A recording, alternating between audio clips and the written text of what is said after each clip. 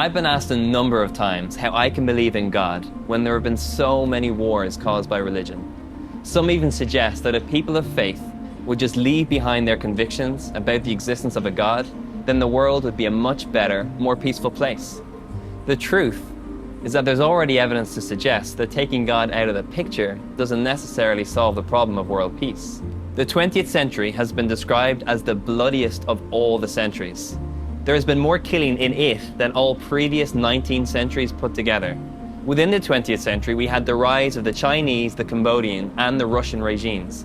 These governments created societies that were absent of religion or belief in God, and yet they were still guilty of creating massive violence and death against its own people. So I think it would be unfair to blame religion as the cause of every war that's ever happened. But if you look at Christianity specifically and the atrocious things done in Jesus' name, it's a shocking reality, and there's no excusing it.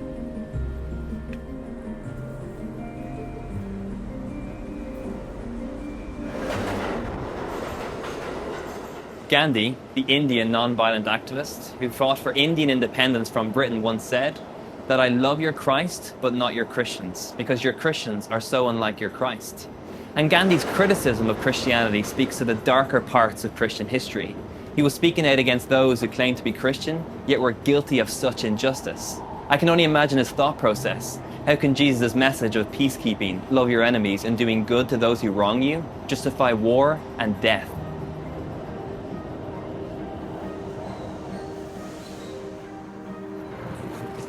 Just think of the bloodshed during the Crusades, which was a series of wars during the Middle Ages between the Christians of Europe and Muslims.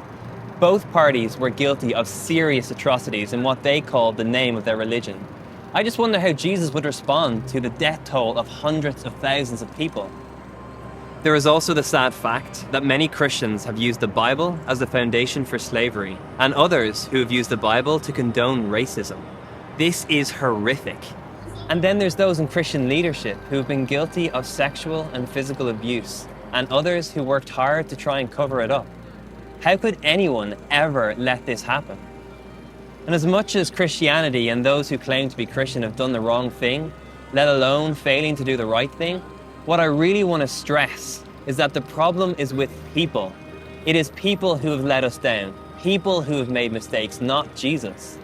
Because Jesus defines Christianity, not the people. It's Jesus who shows us what God is like.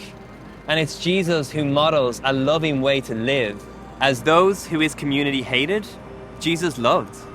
Those who his community wanted to kill, Jesus forgave. And those who his society considered disgusting, Jesus held and he healed.